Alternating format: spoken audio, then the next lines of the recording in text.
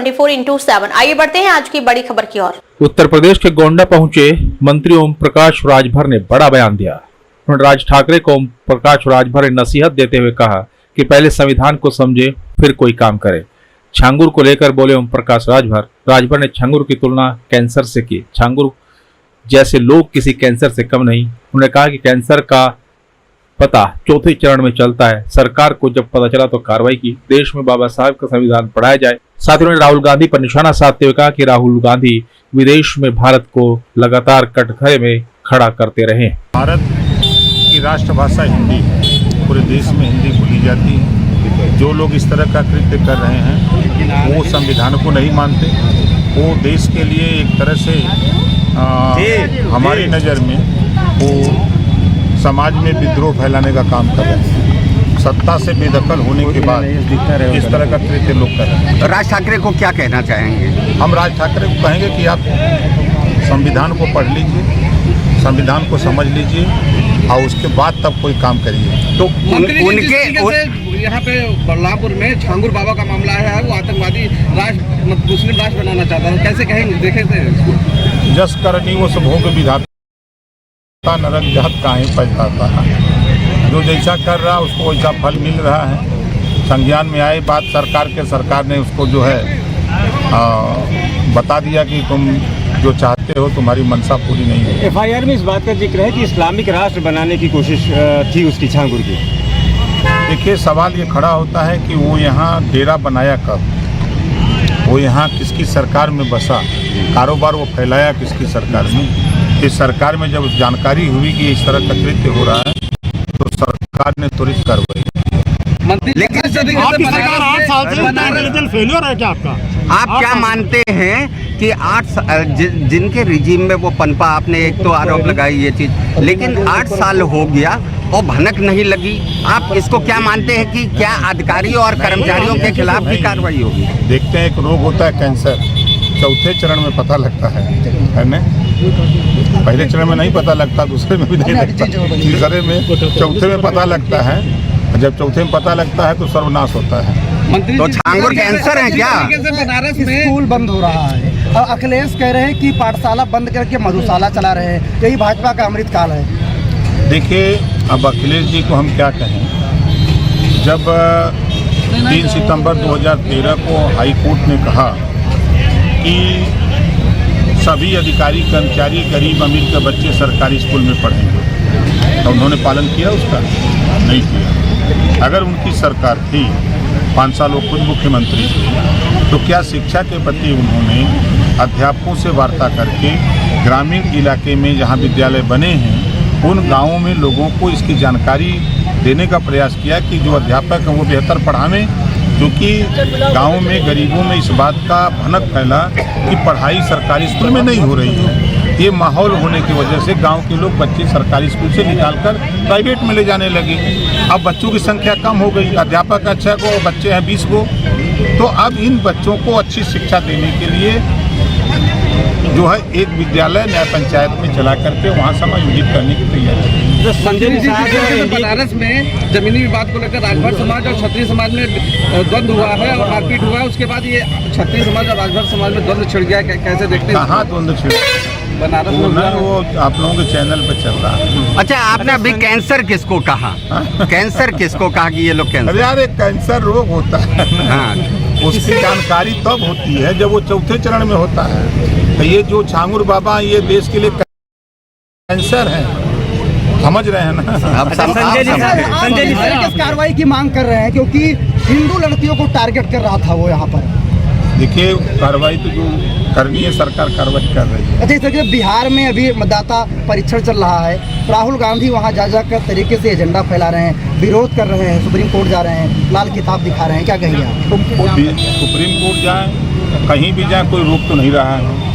दूसरी चीज़ की जो चुनाव आयोग चाह रहा है कि वोटर लिस्ट साफ सुथरी हो, जिनकी मृत्यु हो गई है उनका नाम निकाल दिया जाए। तो ये विपक्ष को बुरा लग रहा है कि नहीं ये सरकार करा रही है। नियम है, संविधान में व्यवस्था है कि जो मतदाता सूची में मृतक है उसका नाम निकाल दिया जाए। जो 18 साल की उम्र पार कर लिया है वो 18 साल पूरा कर लिया, उसका नाम मतदाता सूची में जोड़ दिया जाए। जो प्रदेश को छोड़ करके बाहर जाके बस गया है, राजनीति उसका क्यों नाम कर रहे निकाल दिया हैं? जाए। राजनीति क्यों कर रहे हैं? अब क्या करिए, नेतागिरी न करते हैं। अच्छा रावण की एंट्री हुई है, कैसे देखते हैं? बिहार में चंद्रशेखर रावण की एंट्री हुई कैसे अरे वो देखते हैं? नेता आदमी है, बिहार नहीं बंगाल चारों तरफ जाएगा, क्या दिक्कत है? अच्छा, उत्तराखंड में गीता श्लोक सरकारी स्कूलों में गीता श्लोक पढ़ाया जाएगा और आगे पाठ्यक्रम में शामिल होगा, क्या अच्छी कहते बात। हैं? आप यूपी में क्या मांग करते हैं? उत्तर प्रदेश में हम पूरे देश में चाहते हैं कि संविधान, बाबा साहब डॉक्टर अम्बेडकर जी का जो संविधान है उसको भी पढ़ाया जाए। गीता श्लोक लेकिन लाल किताब लेके राहुल गांधी घूम रहे हैं और वही उद्धव ठाकरे की कंपनी हिंदी भाषियों को मार रही आप है। राहुल जी की बात कर रहे हैं। राहुल जी जब विदेश जाते हैं तब भारत को कटघरे में खड़ा करते हैं। नमस्कार, मैं अंजना और आप देख रहे हैं टुडे एक्सप्रेस 24/7। आइए बढ़ते हैं आज की बड़ी खबर की ओर। उत्तर प्रदेश के प्रयागराज की तटीय क्षेत्र में गंगा और यमुना का पानी तूफान पर है। प्रतिदिन करीब 35 सेंटीमीटर की दर से दोनों नदियां अपने जलस्तर में वृद्धि हो रही है, जिसके कारण तटीय इलाकों में लगातार पानी भरता चला जा रहा है, जिसको लेकर प्रशासन अलर्ट है। 47 बार राहत शिविर केंद्र और 96 से ज्यादा बार चौकिया का मदद से बढ़कर पानी नजर रखी जा रही है और कहीं पर भी किसी प्रकार की असुविधा न हो, जिसका पूरा ध्यान रखा जा रहा है। प्रशासन लगातार इस तैयारी में है कि किसी प्रकार की कोई आवश्यकता न हो और बाढ़ राहत क्षेत्रों में सुचारू रूप से कार्य हो सके। प्रयागराज में लगातार गंगा और यमुना नदी उफान पर है। आज सुबह की जो रिकॉर्ड था पिछले 24 घंटों में लगभग 36 मिलीमीटर पर सेंटीमीटर पानी आगे बढ़ा है और इसी तरीके से लगातार अगर कहा जाए तो यमुना और गंगा नदी के जलस्तर पे काफ़ी बढ़ोतरी होती चली जा रही है, जिसके कारण आप देख सकते हैं कि निचले इलाकों में किस तरीके से पानी का जल भराव बढ़ता चला जा रहा है। मेरे ठीक पीछे मैं आपको दिखाना चाहूँगा कि किस तरीके से ये देखिए आप पूरा ये क्षेत्र, ये संगम का तटीय क्षेत्र है जो दारागंज का तटीय क्षेत्र माना जाता है। महाकुंभ के समय में ये पूरा सेक्टर बसा हुआ था और यहाँ पे बहुत अधिक घनी आबादी बसी हुई थी। अब वो धीरे धीरे जलमग्न होने लग गया है और अब ये कह सकते हैं ये सामने का जो आप नज़ारा देख रहे हैं, मैं आपको दिखाना चाहूँगा, ये पूरा क्षेत्र नागवासुकी का है और ये नागवासुकी का ये क्षेत्र अब पानी के नीचे है। ये सड़क संगम मार्ग को जोड़ती है और संगम क्षेत्र को शहर के साथ जोड़ने का काम करती है। महाकुंभ के समय ये सड़क बनाने में लगभग 36 करोड़ रुपए खर्च किए गए थे, जो अब पूरी तरीके से जलमग्न है। ऐसी ही स्थिति पूरी तरीके से प्रयागराज के कई स्थानों में देखने को मिलेगी। मेरे इस तरफ में मैं जो पानी का क्षेत्र देख रहे हैं, ये पूरा रेंज, यहाँ गंगा पथ बना था। लगभग ये भी 38 करोड़ रुपए से ये गंगा पथ बनाया गया था, जो अब पानी के नीचे है। जिस तरीके से गंगा और यमुना नदी का पानी बढ़ रहा है, जहां एक और शहर के कोतवाल लेटे हनुमान जी जलमग्न हो चुके हैं, वहीं निचले इलाकों में पानी भरना शुरू हो चुका है। झूसी, श्रृंगेरपुरम से लेकर चाँदपुर, सलोरी, छोटा बगाड़ा, बड़ा बगाड़ा, दारागंज के तटीय क्षेत्र से लेकर ग्रामीण इलाके सभी अब धीरे धीरे जलमग्न होने लगे हैं और इसी तरीके से ये उफान मना रहा है तो अगले 24 घंटों में कई निचले इलाकों में पानी भर जाएगा। सरकार अपनी तरफ से पूरी तैयारी में लगी हुई है। उनका कहना है कि हम 80 बाढ़ राहत केंद्र बनाए गए हैं, 95 के करीब बाढ़ चौकियाँ बनाई गई हैं और इसके अलावा 47 राहत शिविर केंद्र बने हैं। लेकिन इसके बावजूद क्या सरकार बाढ़ पीड़ितों को सहायता दे पाएगी, ये एक बड़ा प्रश्न चिन्ह है। एनडीआरएफ की टीमें इस समय यहाँ लग चुकी हैं और कल से वे इलाकों की पेट्रोलिंग भी शुरू कर देंगी। फिर भी सवाल ये उठता है कि जिस तरीके से बाढ़ का ये पूरा नज़ारा बना हुआ है, क्या ये पूरा नज़ारा आगे सरकार की तैयारियों को धत्ता बैठाएगा या सरकार इस बार बाढ़ से लड़ने में कामयाब रहेगी। लेकिन बहरहाल जो पूरा मामला देखने को सामने आ रहा है कि अब चूंकि प्रयागराज के तटीय क्षेत्र जलमग्न होने लग चुके हैं, तो अब केंद्र सरकार और राज्य सरकार अपने अपने तरीके से इन क्षेत्रों को देखने में लगी हुई है। माना जा रहा है कि आगामी 20 तारीख को योगी आदित्यनाथ शहर आ रहे हैं और उस वक्त क्या वो बाढ़ पीड़ित क्षेत्रों का दौरा करेंगे क्या वो ये देखने का प्रयास करेंगे कि किस तरीके से प्रयागराज में बाढ़ के राहत कार्य चल रहे हैं और बाढ़ पीड़ितों को सहायता मिल रही है कि नहीं। तब तक के लिए मैं इंद्रजीत बनर्जी, टुडे एक्सप्रेस, प्रयागराज। नमस्कार, मैं अंजना और आप देख रहे हैं टुडे एक्सप्रेस 24/7। आइए बढ़ते हैं आज की बड़ी खबर की ओर। उत्तर प्रदेश के बाराबंकी में पीडब्ल्यूडी प्रांतीय खंड के जिम्मेदार अधिकारियों की बड़ी लापरवाही सामने आई। दरअसल एक ही बरसात भी नहीं झेल पाया पीडब्ल्यूडी प्रांतीय खंड द्वारा करोड़ों की लागत से बना पुल। निर्माणाधीन पुल का उद्घाटन होने से पहले ही आवागमन शुरू हुए बिना ही धंसने लगा है। पुल का अप्रोच मार्ग पाटी गई मिट्टी 2 बार बढ़ाई गई। निर्माण पूरा होने की समावधि फिर भी अधूरी पड़ी है। पुल का निर्माण अभी नहीं हो पाया है।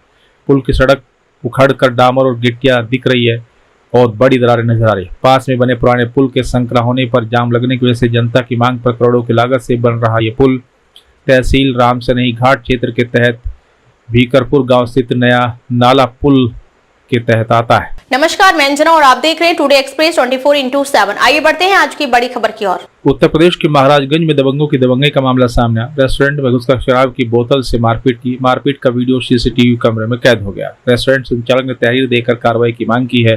तहरीर और वीडियो फुटेज के आधार पर जांच में पुलिस जुटी है। महाराजगंज के सोनौली कोतवाली क्षेत्र के आशा रेस्टोरेंट का यह मामला बताया जा रहा है। नमस्कार, मैं अंजना और आप देख रहे हैं टुडे एक्सप्रेस 24/7। आइए बढ़ते हैं आज की बड़ी खबर की ओर। उत्तर प्रदेश के महाराजगंज में पिता और सौतेली मां से घर में हिस्सा मांगने पर बेटों से वाद विवाद हो गया। पड़ोसी ने 2 सगे भाइयों को जमकर पीटा। दोनों युवक गंभीर रूप से घायल है। घटना की जानकारी मिलते ही मौके पर पहुंची स्थानीय पुलिस की टीम मामले की जांच में जुटी है। घायलों को नजदीक के अस्पताल में भर्ती कराया गया, जहां उनका इलाज चल रहा है। महाराजगंज के कोलूही थाना क्षेत्र के ग्राम पंचायत खलखोड़ी का ये मामला है। नमस्कार, मैं अंजना और आप देख रहे हैं टुडे एक्सप्रेस 24/7। आइए बढ़ते हैं आज की बड़ी खबर की ओर। उत्तर प्रदेश के महाराजगंज में नेपाल से कावड़ियों के भारत में प्रवेश के ध्यान में रखते हुए सीमा पर तैनात सुरक्षा एजेंसी समेत स्थानीय प्रशासन ने फ्लैग मार्च किया। पड़ोसी राष्ट्र नेपाल कावड़ियों की आवाजाही और को सुविधाजनक बनाने और सुरक्षा सुनिश्चित करने का प्रशासन ने एहसास कराया। भारत और नेपाल के बीच सांस्कृतिक और धार्मिक संबंध है। सदियों पुरानी महादेव का जलाभिषेक करने नेपाल से लोग आते हैं। बड़ी संख्या में श्रद्धालु यहाँ पहुँचते हैं। भारत नेपाल के सोनौली बॉर्डर पर फ्लैग मार्च किया गया। नमस्कार, मैं अंजना और आप देख रहे हैं टुडे एक्सप्रेस 24/7। आइए बढ़ते हैं आज की बड़ी खबर की ओर। उत्तर प्रदेश के महाराजगंज में 2 पक्षों में जमकर जमीन विवाद को लेकर मारपीट हुई। मारपीट का वीडियो सोशल मीडिया पर तेजी से वायरल हो रहा है। वैसे विभाग की टीम के पैमाइश के बाद पिलर लगाने की बात पर दूसरे पक्ष ने आपत्ति जताई। बात विवाद के बाद दोनों पक्षों में जमकर मारपीट हुई। लाठी डंडे चले, कई लोग घायल हो गए। महिलाएं, बुजुर्ग, बच्चे और सभी लोग वीडियो मारपीट में दिख रहे हैं। महाराजगंज के पनियारा थाना क्षेत्र के ग्राम सभा रामपुर का ये मामला बताया जा रहा है।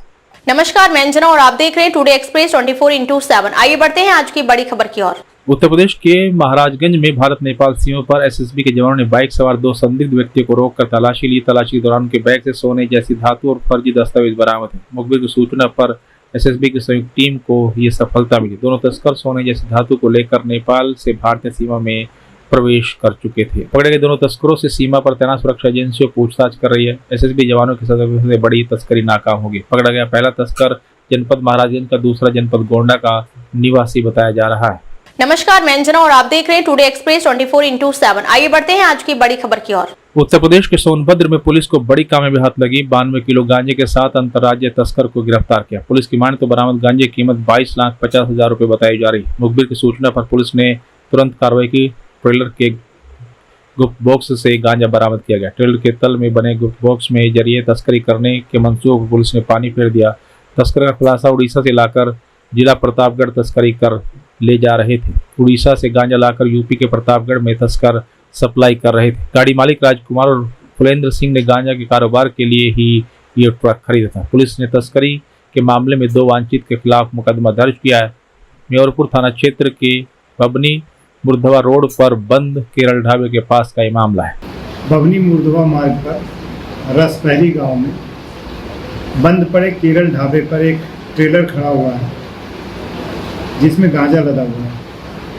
जैसे म्योरपुर ने जब मौके पे पहुंच करके तलाशी ली तो उस ट्रेलर के तल में बने हुए बॉक्स से लगभग 92 केजी गांजा बरामद हुआ है। उस ट्रेलर के चालक ड्राइवर को गिरफ्तार किया गया है। पूछताछ से 2 अन्य व्यक्तियों के नाम प्रकाश में आए हैं। मुकदमा पंजीकृत किया गया है।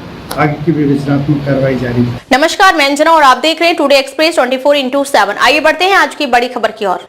उत्तर प्रदेश के चंदौली में शातिर चोरों के गैंग का मुगलसराय पुलिस ने खुलासा किया। पुलिस ने 4 शातिर चोरों को गिरफ्तार किया। 11 लाख कीमत के चोरी का सामान पुलिस ने बरामद किया है। 2-3 माह पहले पंचायत भवन प्राथमिक विद्यालय से कंप्यूटर, लैपटॉप, रेफ्रिजरेटर, इलेक्ट्रॉनिक उपकरण की चोरी घटना को चोरों ने अंजाम दिया था। गैंग का लीडर कौशिक बिंद पर मुगलसराय, अलीनगर, चकिया और मिर्जापुर के अदलहाट थाने में कई आपराधिक मामले दर्ज हैं। सरकारी संस्थाओं की रैकी कर चोरी घटना को ये गैंग अंजाम दे रहा था। चारों शातिर चोर अलीनगर थाना क्षेत्र के निवासी बताए जा रहे हैं। मुगलसराय कोतवाली क्षेत्र के विभिन्न इलाकों से पुलिस को ये सफलता मिली।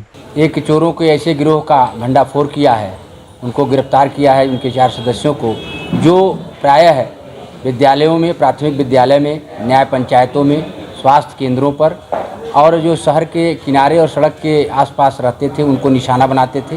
वहाँ से बैटरी, कार्यालय में लगी हुई battery, inverter, computer, laptop, fridge, cooler आदि ऐसे उपकरण जो है चोरी करते थे और ये चोरी करके जो है अपने शौक को पूरा करते थे, जिसकी वजह से चोरी करते हैं। पूछताछ में इन्होंने बताया कि हम लोग अपने महंगे शौकों को पूरा करने के लिए इस तरह के कार्य करते हैं। सर, क्या बरामदगी है और कितने लोग गिरफ्तार हैं? इनके पास से जो है काफ़ी संख्या में बैटरी बरामद हुई है, इन्वर्टर बरामद हुआ है, लैपटॉप बरामद हुआ है और कंप्यूटर का CPU, मॉनिटर और फ्रिज बरामद हुआ है, कूलर बरामद हुआ है, रिवॉल्विंग चेयर बरामद हुई है और अलमारी बरामद हुई है। इस तरह से तमाम, और एक इनके पास से जिस गाड़ी को यूज करते थे वो वाहन भी बरामद हुआ है। नमस्कार, मैं अंजना और आप देख रहे हैं टुडे एक्सप्रेस 24/7। आइए बढ़ते हैं आज की बड़ी खबर की ओर। उत्तर प्रदेश के बहराइच में घर में फंदे से लटकता मिला 13 वर्षीय बालिका का शव। 13 वर्षीय फहीमा का घर में संदिग्ध अवस्था में फंदे से लटकता शव मिलने से सनसनी फैल गई। मृतक की मां का 10 वर्ष पूर्व निधन हो गया था। इसके बाद पिता ने दोषी शादी की थी। किसानों की सूचना पर कोतवाली पुलिस मौके पर पहुंची। पुलिस ने शव को कब्जे में लेकर पोस्टमार्टम के लिए भेज दिया है। नमस्कार, मैं अंजना और आप देख रहे हैं टुडे एक्सप्रेस 24/7। आइए बढ़ते हैं आज की बड़ी खबर की ओर। उत्तर प्रदेश की अमेठी में खाकी की दबंगई सामने आई, जहां पानी लगाने के लिए पुलिया पर बैठे 3 युवकों को बेरहमी से पीटा। पैसा न देने पर एनकाउंटर की धमकी का आरोप है। अमेठी में खाकी की दबंगई का सनसनीखेज मामला सामने आया, जहां 2 दिन पहले खेत में पानी लगाने के दौरान पुलिया पर बैठे 3 युवकों को थाने के 3 सिपाहियों ने बेरहमी से पीटा। इतना ही नहीं, सिपाहियों ने 2000 रुपए भी छीन लिए और पैसे न देने पर एनकाउंटर की धमकी दी। तीनों युवक तहसील पहुंचे, जहां उन्होंने SDM को शिकायती पत्र देकर आरोपी पुलिसकर्मियों पर कार्रवाई की मांग की है। दरअसल ये पूरा मामला जामो थाना क्षेत्र के अतरौली थाना जामो का है, जहां रहने वाले सुल्तान पुत्र असलम, अंकुर शर्मा पुत्र रामचंद्र शर्मा और संगीत पुत्र सोमवार की रात खेत में पानी लगाने गए थे, लेकिन ट्यूबवेल मालिक द्वारा कुछ देर बाद पानी लगाने की बात कही गई। इसके बाद तीनों युवक पास के ही पुलिया पर जाकर बैठ गए। आरोप है कि इसी बीच जामो थाने में तैनात 3 सिपाही दलजीत सिंह, दिवाकर और अन्य मौके पर पहुंचे, गालियां देने लगे। युवकों ने जब ऐसा करने से मना किया तो सिपाहियों ने तीनों को बेरहमी से पीटा और एक युवक के पास रखे 2000 रुपये भी छीन लिए। युवकों ने जब इसका विरोध किया तो सिपाहियों ने एनकाउंटर की धमकी दी। युवकों के मुताबिक तीनों सिपाही शराब के नशे में धुत थे। सिपाहियों की पिटाई से सुल्तान को गंभीर चोटें आई। वहां से तीनों सिपाही युवकों को लेकर थाने गए और तहरीर देकर मामले में न्याय की मांग की है। रात को नीमी अतरौली में जब पुल के पास पानी लगा रखा था तो जामो थाने के 3 पुलिस वाले आए और वो जो है दारू पी रखा था और हमारे भतीजे को, एक जो है लड़के को, अंकुर को, उसको पकड़ लिया। मेरे भतीजे ने हमसे बात करवाया तो हमने उससे मतलब पुलिस वाले से बात किया कि भैया मैं जामो से इस्लाम बोल रहा हूँ, मैं गुड़िया का भाई हूँ, हमारा भतीजा है वो, और अगर तुमको जो है ना मालूम हो तो पता कर लीजिए एसओ साहब से। हमको मुसाफिर खाना सीओ, गौरीगंज सीओ, मुझे हाई कोर्ट से आर्डर है, मेरी सुरक्षा में लगे हुए हैं, हमारी कभी भी हत्या मर्डर हो सकती है। इससे भी पहले हमने उसी के 5 मिनट के बाद हमने जामो एसओ विनोद सिंह को जो है फ़ोन किया। हमने उनको कहा वो हमारा भतीजा है, तुम्हारे पुलिस वालों ने जो है नशा की हालात में उसको इनकाउंटर करने के लिए बंदूक निकाल लिए, जो है गोली भर लिए थे। उसको हमारे कहने के बावजूद जामो थाने में लेके आए, कैमरा हटा दिया गया। उसको जैसे एक अपराधी के साथ टॉर्चर किया जाता है। विनोद सिंह आज 1.5 साल से जामो थाना में है। इससे पहले जामो थाना में गुप्ता एसओ सर आए थे, उनसे मैंने पूरी बात रखा कि जामो का एक इतना बड़ा बाहुबली नेता है। आज तक मैंने पूरे न्यूज़ वालों को बताया कि वो कौन नेता है। इसी वजह से मेरी माँ मेरी बहन लोक भवन वेद जो है भवन के सामने जहाँ पे मुख्यमंत्री माननीय योगी आदित्यनाथ जी जहाँ बैठते हैं 2020 में इन्हीं अधिकारियों की वजह से आत्मदाह कर लिया। इससे अभी अमेठी की एसपी आई हुई हैं, मैं रात को इनसे मिला, इनसे मेरी बात हुई। अमेठी के जो है मतलब वहाँ सीओ साहब से मेरी बात हुई। हमने उनसे बात रखा कि अगर कोई आम आदमी कोई अपराधी करता है तो उसके ऊपर आप जो तुरंत मुकदमा करते हो, आप इनकाउंटर कर देते हो, बुलडोजर लगा देते हो। अगर कोई एमएलसी कोई विधायक अगर ऐसा हादसा कोई बहन बेटी जो है लड़कियों के साथ अगर अत्याचार कर रहा है, बलात्कार कर रहा है, तो जैसे आम आदमी के साथ एक्शन होता है वैसे एमएलसी के साथ भी एक्शन हो। नमस्कार, मैं अंजना और आप देख रहे हैं टुडे एक्सप्रेस 24/7। आइए बढ़ते हैं आज की बड़ी खबर की ओर। ऑप्शन ट्रेडिंग में 55 लाख डूबे, 45 लाख का कर्ज, आत्महत्या करने को मजबूर परिवार। मामला उत्तर प्रदेश के पीलीभीत का है। ये खबर उन सभी के लिए जो ऑप्शन ट्रेडिंग को कमाई का शॉर्टकट समझते हैं या फिर ऑनलाइन गेम्स की दुनिया में दिन रात डूबे रहते हैं। उत्तर प्रदेश के पीलीभीत से एक हिला देने वाला मामला सामने आया, जहां एक साधारण युवक ने ऑनलाइन ट्रेडिंग में 55 लाख रुपए गंवा दिए और अब उसका पूरा परिवार सड़क पर आ गया। पीलीभीत के अमरिया क्षेत्र में रहने वाला युवक सामान्य मध्यमवर्गीय परिवार से ताल्लुक रखता है। शुरुआत में छोटे छोटे निवेश किए, फिर उम्मीदों के जाल में फंसकर बैंक और रिश्तेदारों से 45 लाख रुपए का कर्ज लिया और लगा दिया। सब कुछ ऑप्शन ट्रेडिंग में, लेकिन बाजार की चाल ने उसकी जिंदगी उलट दी। कुछ ही महीनों में पूरे 55 लाख डूब गए। इतना ही नहीं, अब स्थिति यह है कि बच्चों की पढ़ाई तक छूट गई, घर में चूल्हा भी नहीं चलता। परिवार पूरी तरह से आर्थिक तबाही की गिरफ्त में आ चुका है और पूरा परिवार आत्महत्या को मजबूर। युवक ने प्रधानमंत्री को ज्ञापन सौंपते इस पूरे मामले की जांच और राहत की मांग की है। उसका दावा है कि खुद सेबी ने स्वीकार किया है कि अमेरिका की कंपनी जेन स्ट्रीट ने 44,000 करोड़ भारतीय निवेशकों से ट्रैपिंग के जरिए ठगी की है। पीड़ित युवक का कहना है कि जब निवेशक को सिर्फ घाटा हुआ है तो फिर ब्रोकरेज और टैक्स जैसे चार्ज क्यों वसूले जा रहे हैं। उसकी मांग है कि ऑप्शन ट्रेडिंग के नुकसान उठाने वाले निवेशकों से कोई चार्ज नहीं लिया जाए और अगर फ्रॉड साबित हो तो रिफंड की व्यवस्था की जाए। ये मामला सिर्फ एक परिवार का नहीं बल्कि हर उस युवा के लिए चेतावनी है जो बिना पूरी जानकारी के ऑनलाइन ट्रेडिंग, क्रिप्टो या गेमिंग प्लेटफॉर्म में फंस रहे हैं। इसकी वजह से इन्वेस्टमेंट सिर्फ सपनों को नहीं, जिंदगियों को भी तबाह कर देता है। ये 2024 में भारतीय शेयर बाजार में ऑप्शन ट्रेडिंग में लगभग 55 लाख रुपए मेरा डूब चुका है और 45 लाख का मेरे ऊपर कर्ज हो गया है। बहुत मेहनत की, बहुत तैयारी की, बहुत स्टडी करने के बाद भी लॉस होता रहा।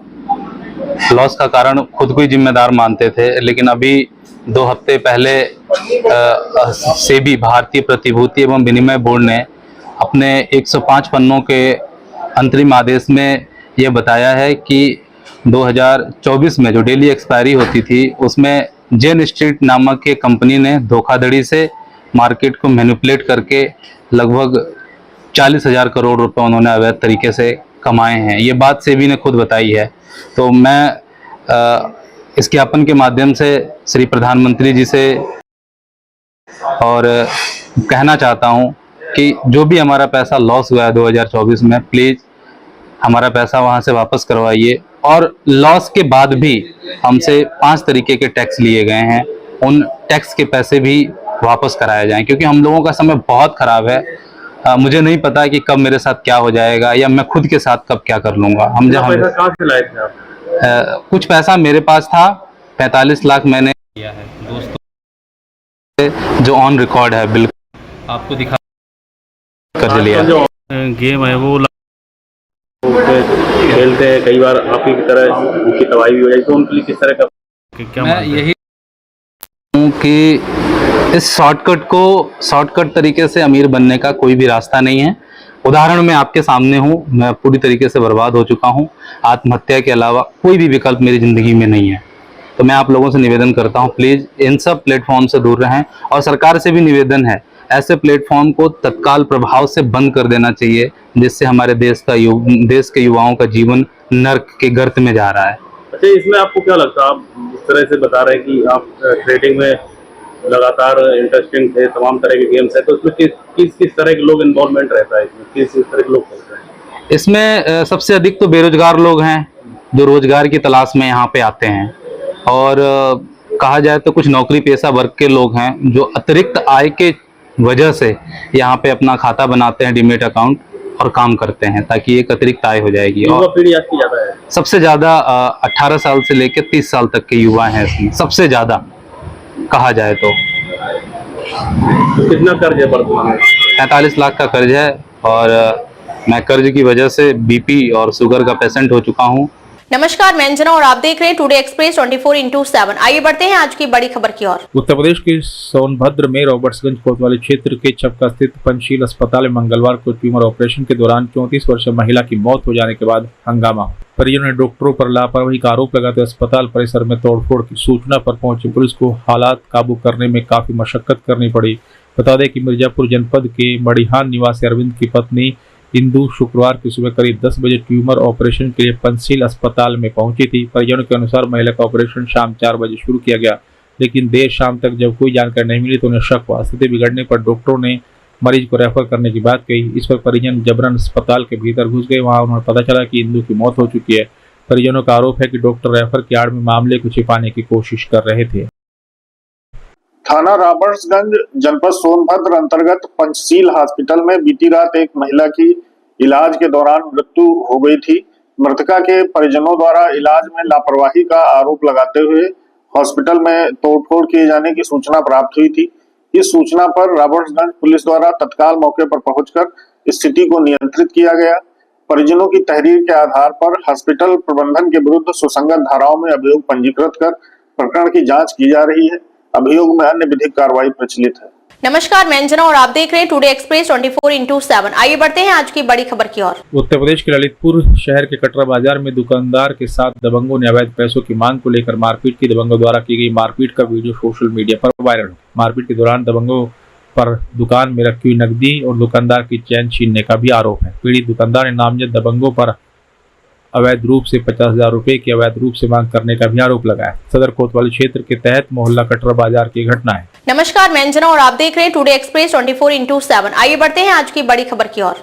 उत्तर प्रदेश के ललितपुर के ग्राम पड़वा गांव में एक ही घर में पिछले 14 घंटों में 16 नाग नागिन निकलने से हड़कंप मच गया। परिवार में दहशत का माहौल है। बताया जा रहा है कि मूसलाधार बारिश के कारण खेत जलमग्न हो गए, जिसके कारण घरों में सांप घुस गए और ग्रामीणों में दहशत का माहौल है। पीड़ित जगदीश कुशवाहा ने बताया कि जहरीले नाग नागिन निकलने से परिवार में दहशत है और घटना की सूचना सपेरे को दी। मौके पर पहुंचे सपेरे ने सभी सांपों को जिंदा पकड़ा और परिवार डरा सहमा हुआ है। परिवार में दहशत का माहौल है। यहाँ पर बहुत सारे सांप निकल रहे हैं। नांगने 4 बजे से निकल रहे, 10:30 बजे तक निकलते ही रहे। रात में सब लाइट जी 12 बजे इन लोगों ने लाइट काट दी, तो सब ये बाल बच्चे कोई सो नहीं पाए। सांपों के मारे परेशान रहे। सवेरे में बाबा जी को लुआ ले आया हूँ, अभी भी उसमें से निकल रही हैं सांप। एक तो पकड़ ही चुके हैं।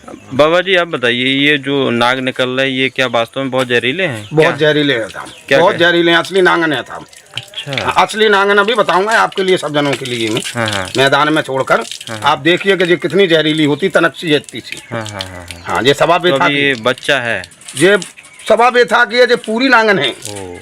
बहुत जहरीली होती है। नांगन बद्दी नहीं होती, ये सवा बेथा की नांगन है। असली नांगन है जी। क्यों निकल रही इसका अंदाजा आपको? अब अंदाजा हम अभी बताते हैं आपको 10 मिनट बाद, थोड़ा और हम। हाँ नहीं 10 मिनट की कहा हमने, 10 मिनट में आपको पूरा नॉलेज बता दूंगा मैं। अभी तक कितने निकल गए लगभग? अभी कम से कम 16 हुए। 16 नागिन निकल चुके हैं। हाँ, कुछ तो बड़ी